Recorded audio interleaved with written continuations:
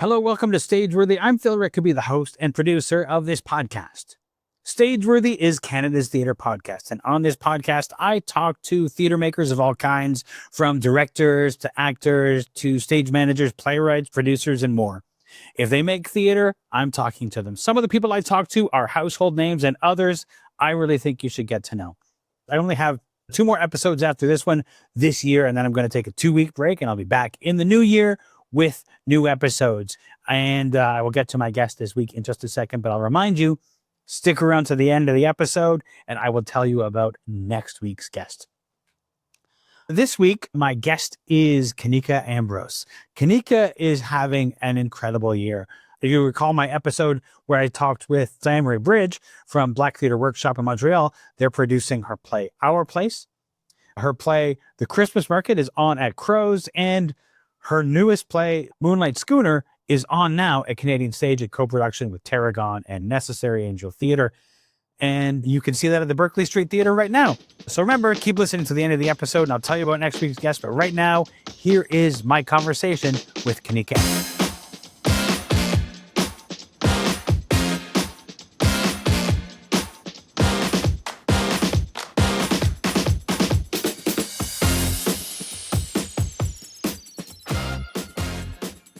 Kanika Ambrose, thank you so much for talking with me. I really appreciate you making some time. This is, as we were saying just off the air, this is a big fall for you.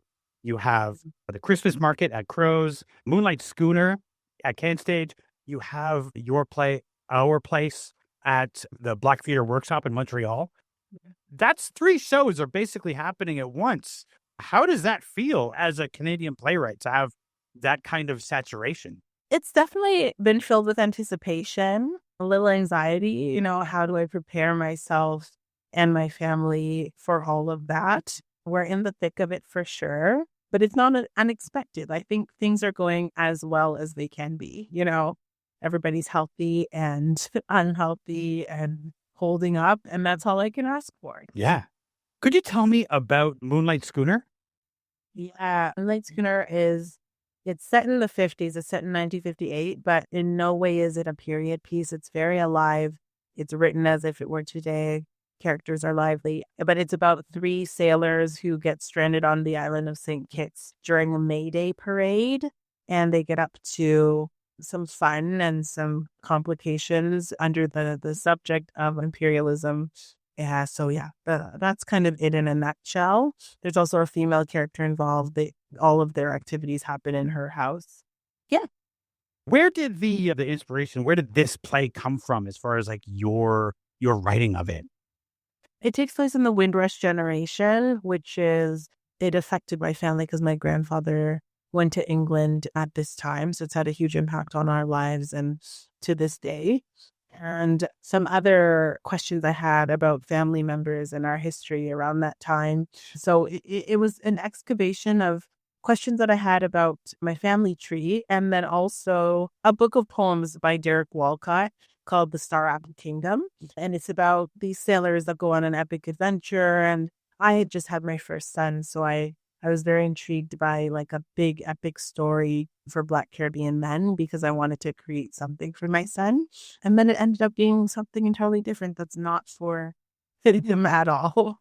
Now, that period that you're talking about, that sort of like that mass immigration from the Caribbean to England, it is a very formative part of, and there's certainly neighborhoods in London that are essentially, that are made up of the people who came there from that and their children, their grandchildren.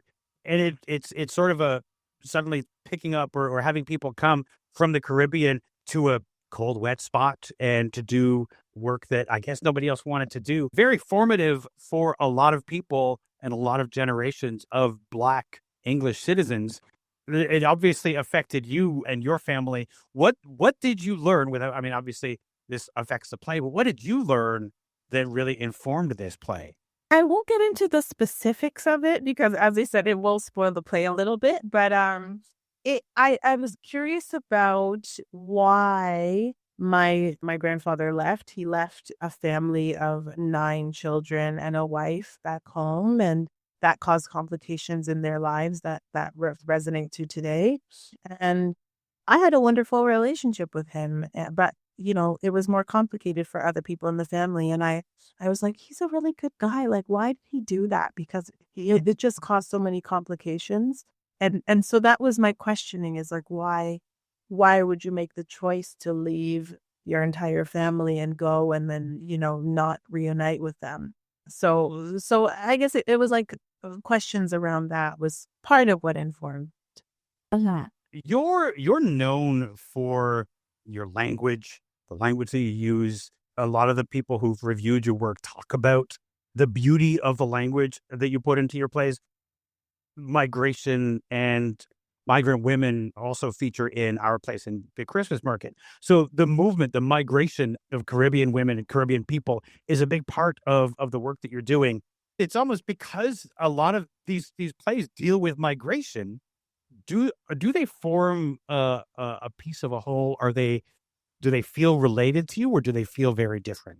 They feel very different, but I've had people say, like, people who've come to the previews or the dress rehearsal say they're very different, but also in conversation with each other. Because as you say, like, there is a theme there, and that's on purpose. Like, it's what I'm interested in, is like, how do we land and how do we survive in the places that we are, and not even saying the Caribbean is not, even where we're actually found. So, but that in itself. So it's like, how do we exist in this third space that is here? And Moonlight Schooner does take place in the Caribbean, but it very much like touches upon issues that people here are dealing with, like in regards to the reverberations of complications of that past. Well, like you said, it is people who have chosen to leave the place that they were born, that they're from. They're going somewhere else when they are shipwrecked and where they have this happen. So they are in the process of leaving the place they know and going somewhere else. Right. And like you were saying, like that question of why people choose to do that, why people leave everything they know behind to go to a new place. I mean, that's the story of immigration. That's the story of immigration. Yeah. But yes, it is. It is. But I should have said, so the sailors in Moonlight Schooner are not going to England.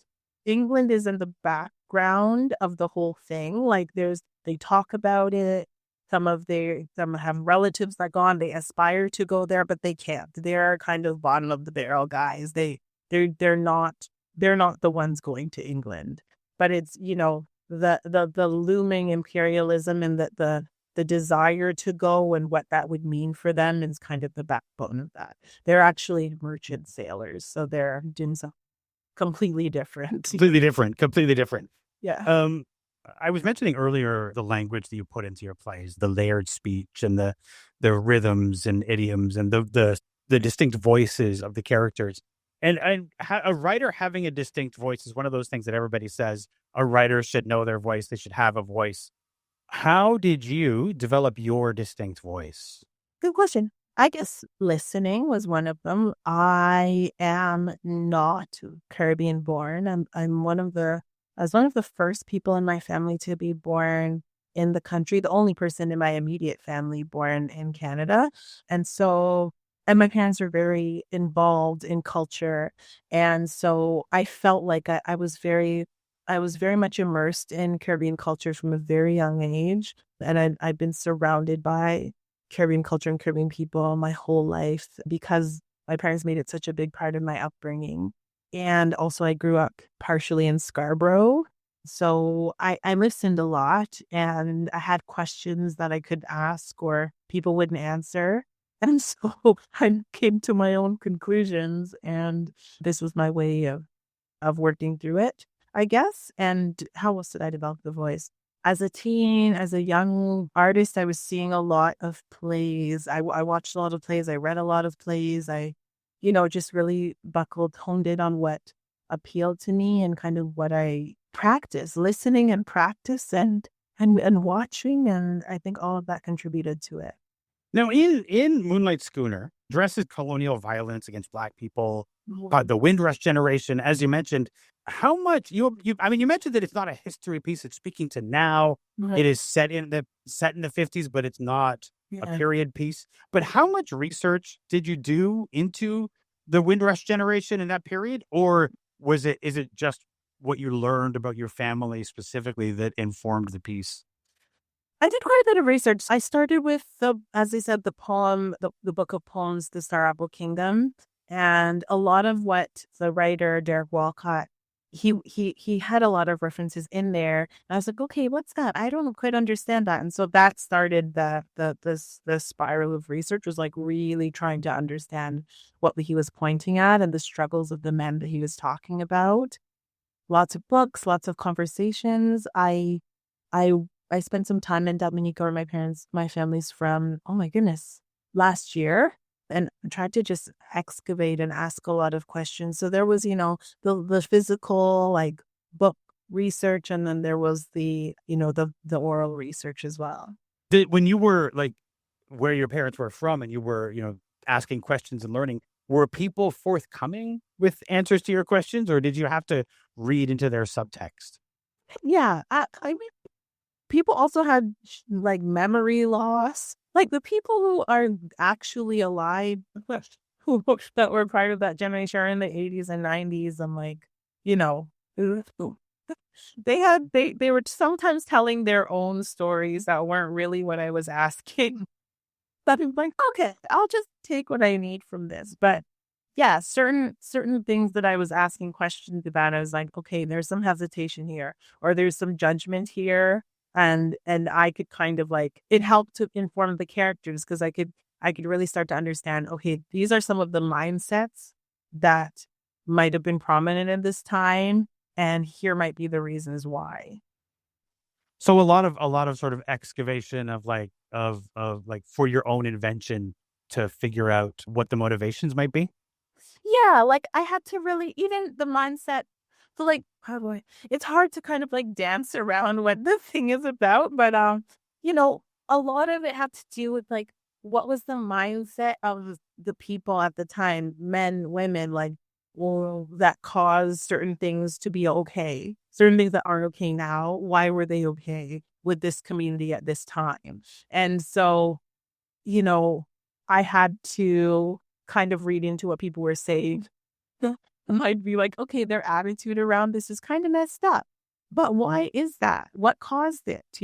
Maybe it was England.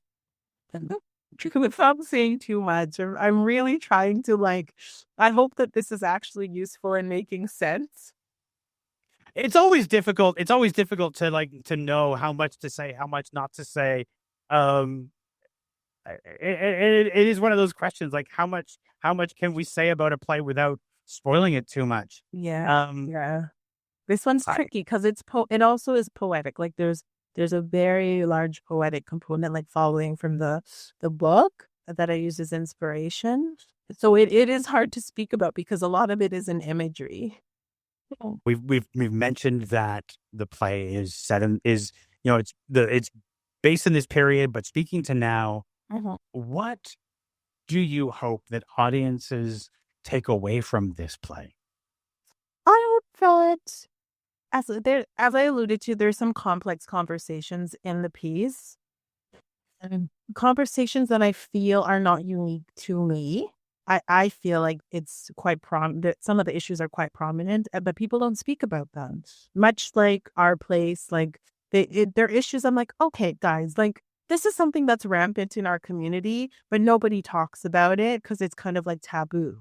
And I'm like, we need to have space to talk about these things freely. So I hope that it encourages people to reflect or, have some certain conversations that need to be had and release some of the stink off of some of the things that we are carrying.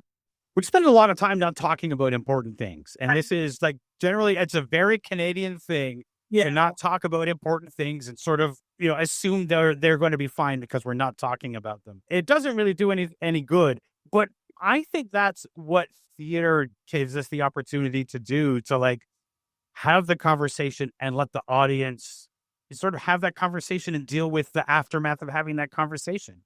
Yeah, exactly. I'm like, that's my job. That's like my whole job. We're primarily talking about Midnight Schooner, or Moonlight. We're primarily talking about Moonlight Schooner, but I would be remiss if we didn't talk about the Christmas Market, which is your other play that is in Toronto at Crows. What can you tell me about that particular show? I can talk more about because it's more like it's in the new. Migrant workers are kind of the foundation of a lot of the workforce, a lot of the produce in our country, but not really spoken about. And the truth about their living conditions, about their treatment, aren't really known by the average Canadian. And I think that's a really terrible, sad thing. And I think they should be treated better. So, anyway, tangent, it's about 3 migrant workers spending their first Christmas in Canada in Ontario on a farm that has become a Christmas market. Like it's usually a flower farm. They do like flower arrangements and blah blah blah. And those little planters. But the farmer decided this year we're going to do Christmas arrangements and Christmas like country Christmas crafts. So we need these workers to stay and run that, and lots of complications. Yeah. Yeah. I mean, the thing is, I spent a number of years ago, I spent a little bit of time in some small towns outside of London, farming communities, farming towns. And during this summer, during the summer and the harvest season, there are a lot of migrant workers from Jamaica and other places in the Caribbean that travel up there. And they're still separate from that community. They're not part of the community. Right. In fact, you can watch a town stop when, I was sitting having a coffee and 3 Black young men came riding on bikes through the town, and kind of the whole town just sort of stopped and watched them go. And I thought, these people are doing your work. They're doing the work you don't want to do. Yeah. And you don't even give them a hello. No, yeah. They're very marginalized. Even I live in an area, it's like I live about 45, 50 minutes outside the city. Not even that far. And go to the grocery store and when they do their groceries usually on Sunday, take a bus, and then everybody's like, what's this literally go disable? And I'll be like, what's wrong with you all? Do you not know that they pick the apples that you're putting in your basket? Like what? Yeah. Yeah. It's so wild. There are all of these small towns. And I think that in some places it's getting a little bit better because people are coming to the town, starting businesses that have a little more melanin in their skin in some of the small towns. But it's still a matter of a lot of towns where they're lacking in color generally. And yeah, but even Whitby, Oshawa, Curtis, there's farms there, I won't name the name, but there are certain farms that are marketed for oh, family, pick your own apples, pick your own pumpkins. And then people come oh, this is great. But then there's workers bent over in a field. Right out where your kids are riding a donkey. This is not to me. I grew up out in that area, Durham region. I know how white those areas are, and I know how people can be with Black people. My brother, I have an adopted brother. My brother is a Black young man, and he experienced that. We would, that's a thing that I grew up adjacent to and watched him go through. The way that staff change as soon as you walk into the store when you're there. The Durham region can be pretty bad for that. Yeah. Well, I mean, yes, but it's also changed. I've lived in Durham for 7-8 years now.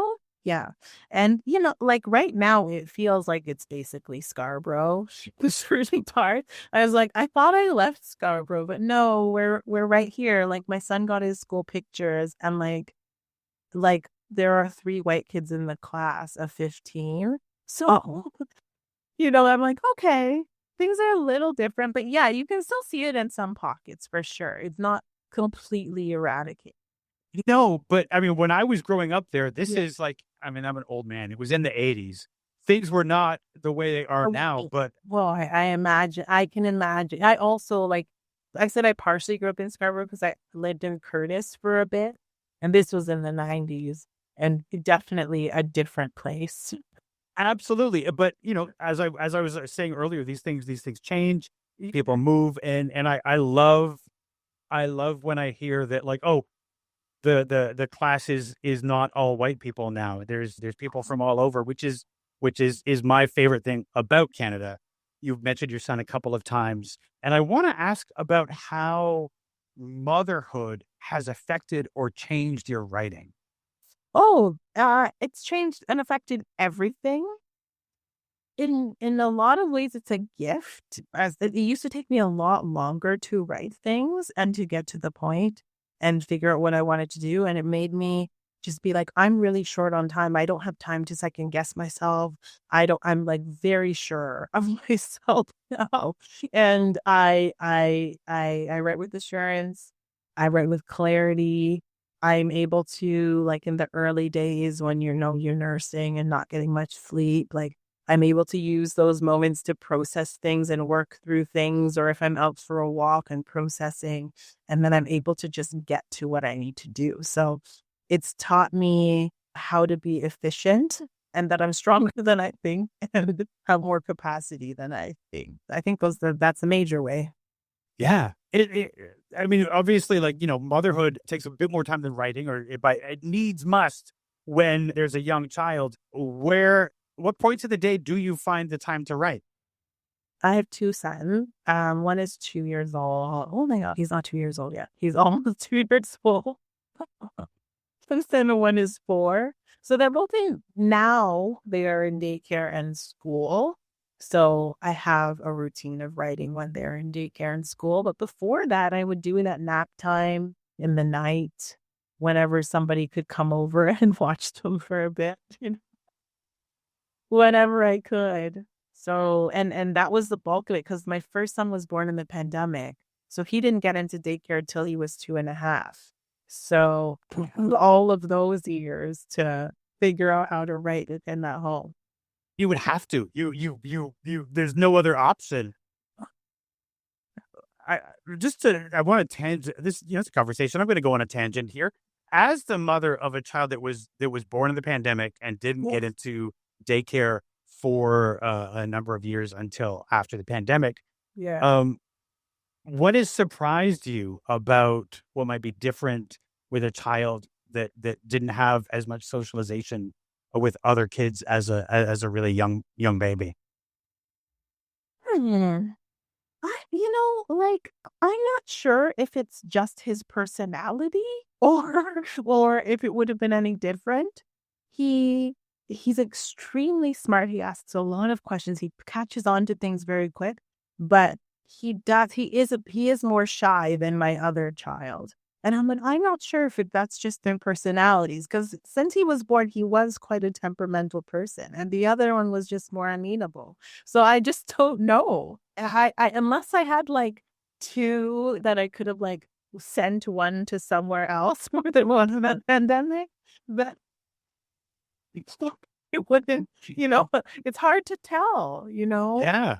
Yeah. I was. But how many of us would have taken that deal to go to that place where there was no pandemic? Send them to Jupiter. Absolutely. Yeah. I want to ask you about. We mentioned like you have 3 shows. You have 2 in Toronto, one in previews, one that's opened, a show that is in opening shortly in Montreal. This is the kind of thing any playwright would really relish this time. Is this just a thing where the stars aligned, or was there anything in particular you did to have this moment happen, or how did this moment come about for you? Yeah, honestly, I did not plan it. People were like, how did you do this? I'm like, I didn't plan this. I had 2 shows that were ready, and they were being developed they were commissioned by 2 different companies. And this is when one of them was a Christmas show, so it had to be in the Christmas slot. And the other one, Necessary Angel, we don't have like a physical space. So we partner with other companies, and Canadian Stage had this time slot. And it was like, okay, this is the time slot. This is the space that you want to be in. Are you going to take it? Like, obviously, yes. That's it just so happened that was what happened. And I had lots of conversations with all the companies. They all knew that this was what was going to happen, and there'd be, I wasn't like being shady about it or anything. They knew and had time to kind of prepare, and we had time to prepare ourselves and make sure that I wouldn't be in conflict. And it seems to be working. Yeah. I'm curious if the companies have, I mean, you can't really speak for them, but is it your sense that they have seen dual productions within the city as an asset to be able to talk you up and talk the shows up? Maybe right now, it's crazy right now. There seems to be a lot of buzz about it, which is like, I try to like, I don't know, just exist in my work and just do my work and not pay so much attention. But I think it must be good for the companies to have that much, excitement around the two pieces. I don't know. They seem to be selling well. I think that's what they want. I mean, I think that's definitely what they want. I think it's really great when we can have buzz. Buzz is a thing in Canadian theater that doesn't happen as often as we might want. So it's great to have, especially with someone who, for anybody who might be watching on YouTube, can see 2 Dora Awards right beside you there. And the ability for each of these companies to say Dora award-winning playwright, Kanika Ambrose, is an asset in itself. And then to have buzz, which again, like I said, so rarely happens in Canadian theater. Yeah, I think so. It's definitely like, there are times that I'm like, whoa, this feels really cool. Like, I feel like I'm riding a wave. And then I'm like, just focus on what you have to do, Kanika, and let that be their problem or their whatever's. But I just have to make sure that I put forth the best work that I can. Yeah, for sure. Yes. I would like to turn away from the plays for a second, these 2 plays or the other plays. And I'd like to ask you a little bit about yourself and your theater journey. One of my favorite things to do is to learn about how people came to the theater. Mm-hmm. And so I'm curious about how you first got interested in theater and how you decided that it was going to be a thing you were going to pursue. So, as I mentioned, I've been involved in like Caribbean culture for a long time, and that's like dance, storytelling, singing, like cultural performance. And my dad was a drummer, a dub poet, and I'd been like involved in performing with him since I was a really young child. And when I was in high school, I would be the one that did the like Black History Month assembly, the performances. And then one of the drum teachers was like, oh, that's called acting. Like, that's acting what you're doing. And I was like, oh. So, I got involved there, and it was very progressive drama teachers who I went to an all-girls school, and they were like, young women need to be able to speak for themselves and tell their own stories and own their voices. And that was kind of the start of the journey of like my desire to tell my own stories and learning what the impact of telling stories and kind of like excavating underneath, the surface of things. And it went well. We did well at Sears Drama Festival. What is it called? NTF. We did well, and then I got to go to Summerworks, and then from there met folks for Paprika, did Paprika Festival, and on and on and on it went. I went to Ryerson. Oh God, I keep saying the wrong name thing. I went to TMU. Listen, I gotta let you off the hook. At the time that you did the Sears Festival, it was called the Sears Festival. At the time that you went to TMU, it was called Ryerson.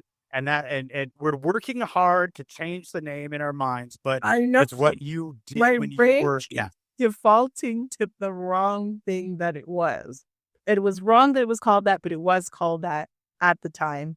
That's where I went, and I was an actor for a little bit. Decided it wasn't for me, and that I needed to go back to telling my own stories, and that's what I did. I'll ask, what was it about acting that felt like it wasn't for you? I felt like I was doing it because I was good at it. Like, I think I was a good actor. I was getting a lot of work, and I kind of quit while I was getting a lot of work. But I feel like I'm doing it because I'm good at it, but I don't really love it. And it's like one of those things that you have to really love doing because it's hard. It's really hard. I'm like, if you don't love it, you better get out. So I went to see The Mountaintop. Obsidian was doing it. And I was like, wow, I don't need to they are brilliant. Like, why should I do that when the people were so great at it and clearly love it? And I was like, my stories and the way that I tell them are unique to me and no one else does it that way. And so that's what I should do. Yeah.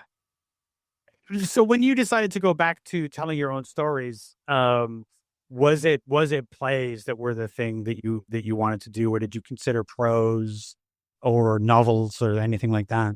I didn't. I only considered plays. That's not a bad thing. As a writer myself, that is where I go. I go to plays every time. Every time I think I could write this as a novel, I guess I can't. I just it I needs to be a know. play. Yes, I went to well, and yes, and then I've also done opera, which I really love as well. But that was later. Like I didn't know that people could write opera until later. Like I was in my late 20s by the time that happened. So Did you go to study playwriting? Did you go because some colleges have programs, or did you just buckle in and do it? yeah, no, I just did it. I did a bunch of playwrights units. And I was in residence at Obsidian. I was in residence at Cahoots. But I think that really was my training as a playwright, was just like testing things, throwing them at the wall, workshopping things. I self-produced a little bit as well. And that was it. That was my training. Yeah. What did you learn about workshopping? Because I think it's something we don't do enough of in this country. I don't think plays get workshopped enough. What did you learn about workshopping while you were doing it with Obsidian and Cahoots? I learned a lot. I learned that I'm actually quite good at taking what I need. Like, people like to offer a lot.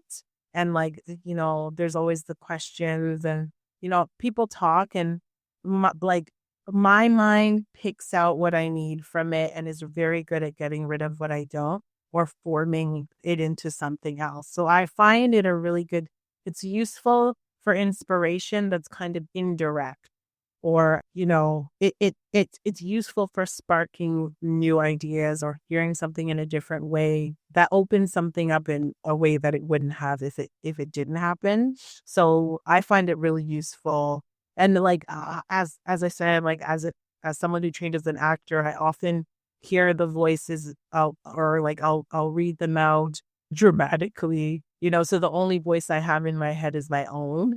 And so it's useful to hear it from somebody who's closer to what the character might actually be and see if the language is actually right in that body. I always find that for myself, when I'm reading something out loud, that's when I find out, oh, this is too clunky. I don't figure out that it's too hard to say or something like that. Yeah. But from having it in front of an audience or having it read by other actors and then hearing an audience, I usually get, we have to do the question and answer after, we have to do that. But I usually get what I need by hearing how the audience reacts. Like, oh, they like this part. They're reacting to this part. They're riveted. They're not. They're like, that's telling me everything that I need to know. And sometimes the questions after are less valuable to me often. Yeah. Same. Yeah. And if it is a workshop that you get a reading after, then there's that as well. You get to hear it and, feel the vibe of the audience. Same thing with previews, except I find previews a little more anxiety inducing because what is it about previews? It's like, it's the show. It's like almost the show, but there's still a room to do things. And it's, just the anticipation of like, oh, there could be something that I have to change. Like, oh, is it there? Is it not there? And also feeling just like very exposed. Do previews feel like they should be the opening? Like, because there's an audience seeing it. And so it's like it's an opening, but not an opening, which is weird. To me, it feels like it's part of the run. Like, some companies, might see it as like, this is the time to like make sure that it's perfect for opening, or that not perfect, but it's ready for opening. But I'm like, for me, it feels like part of the run, but a weird part of the run. Well, it's no wonder that it's a little stressful, like, because again, they might call on you to say, we need to change something. And then you have to go back into writer mode. Right, exactly. And with two shows, it gets a little clunky. I, you know, I haven't had the opportunity to have this problem of like having two shows premiering at the same time before, but the previews is definitely posing an interesting problem of like, oh, this show's in second week of rehearsal, so my mind is there, but then this one's in preview, so my mind also needs to be there. When they're in rehearsal, how involved are you? Do you go to rehearsals, or are you done? Your work is away from the rehearsal. It's been different for both shows. Christmas Market, I was in rehearsal a lot more than I usually am. And it was just because we were working through some problems together, and, or not problems, opportunities, Philip would say. We were from discovering some opportunities that we needed to work through together. And I needed to see it because the space was just different than what I had in my mind. And so, not in a bad way, just in a different way. And so it's just like, okay, I need to be in there to let the solutions come through collaboration. Whereas Moonlight Schooner, I went for the first full week just to be there for table reads and discussion and unpacking things and questions and opening things up. But now that they're into staging, I'm there less. I'll go probably once this week and once next week in case there are things that I can offer as an outside eye. But I won't really need to be there intensively until like tech dress. When you're mentioning like being in the space because the space was different than you had envisioned, what kind of changes? Like, was it timing? Were there actual like things that people said that had to change? What kind of shifts had to be made like within the space? Well, and if you ever talk to Sabrin, she'll tell you that my plays tend to be like a movie. And so, I invent all these spaces in my mind. That's like for Christmas Market, there's like, they're inside the trailer where they live. And then there's the Christmas Market. And then there's 2 or 3 different outdoor spaces. And the reality is it's in the studio space of Crows. So, which is narrow. And also, yeah, it's just like there's not the space for all of those things to happen, which we knew. But I was just hanging on and being like, you know what, let's see what we can make happen. And that's what it is. It was, let's see what we can make happen. And then I'll adjust as needed. And like, there's not separate bedroom spaces, Kanika. So how are we going to make it so that these things can happen? Like, okay, so kind of like that, making it work with the space that we have, which was the space it always was, but my mind was in TV. Yeah, and the studio space at Crows is not huge. It's a very intimate space. Yes, to work in. Has the intimacy of that space surprised you? Because it can be, as a performer, being really close to the audience can really be a surprising and shocking thing sometimes. Yeah, I think it's working really well for this play. I think it surprised me how well it worked. So I think that's what it is. It's like I'm like, oh, we can make all of those spaces work and all of the things that I had in mind. It's just about the little things that we can do to adjust and create the intimacy. So, and the intimacy doesn't really need to be created because it's there. Yeah, no, for sure. Mm-hmm. I mean, you can't deny it because it is very much there. Yeah. You have these 2 shows they're going to be open at the same time. Mm-hmm. So I'll ask you first about the Christmas Market, then I want to ask a little bit more about Moonlight Schooner. For the Christmas Market, what would you count as like what you want an audience member to take away from that play? First of all, I really want people to have fun. Like, yes, it's about migrant workers' rights, but it's a comedy. And I think that I just hope that people can see the humor in it because there are some really, really funny moments. Like, there's humor in every situation, even if it's horrible. So I want people to have fun and also to start thinking about, if they're not already, like, where your Christmas, like, things are coming from a little bit more. And no, absolutely. Those are big questions that we should really be thinking about. Yeah. And sometimes I think in the rush for that season, we sometimes forget and just take expediency over the right thing. Right. Exactly. Yeah. And for Moonlight Schooner, I have two questions about that. The first one is, what has surprised you about that play in this process? That whole play was a surprise. I had no idea. Like, I thought I was just writing like a joyous, fun piece about sailors going across the Caribbean, and it was just going to be like a great time. And it got really deep, like there's a lot of complicated conversations in it. And it's, what is it? Oh my, it's surprising how beautiful that is, but how many layers of complexity it can uncover in a group of people. Like, you think it's like one thing, and then there's more and more and more. It goes deeper and deeper. You're like, oh my goodness. So it hits different every time I hear it. And I just realized that it will do that. I don't know what an audience will take away from it, because there are so many things that, it can, in so many ways that it can hit. It's also funny. That's like, anyone who knows my work, it's always funny at some point. I mean, I think it's a great gift to give your audience, to give them funny, but also things to think about, right? Yeah. Also things to really affect them. You said you don't know what audiences will take away from the play. Is there anything in particular that you would like them to take away from it? Yeah, I guess. Yeah. Like, on a deeper, I guess, level, just like thinking about, even though this is primarily a story about men, how the women in the world in the time were affected in their lives, and how they continue to be affected, and the implications of other people's decisions on the lives of these women. Yeah, absolutely. Well, Kanika, thank you so much for joining me. I really appreciate you giving me some of your time, and I'm looking forward to seeing both of these plays. Thank you.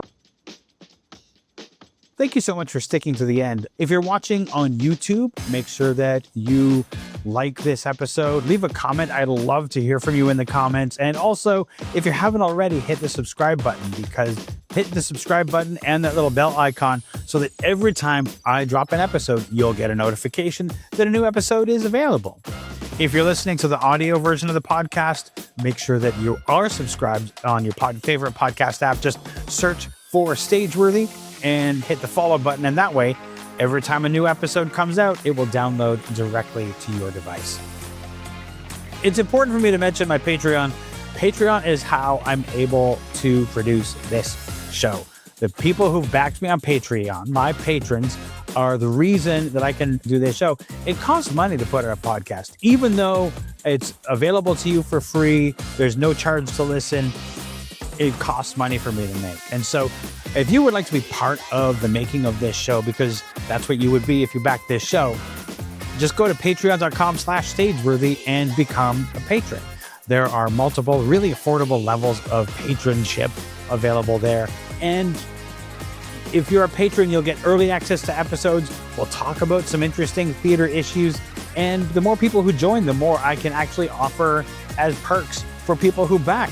So again, if you want to become part of the people, if you want to help me to make this show, go to patreon.com/stageworthy and become a patron. My guest next week is Bad Dog Theater's Stephanie Malik, and we will be talking about Bad Dog and Factory Theater's co-production of Holiday, an improvised musical. So tune in next week for that, and I'll see you then.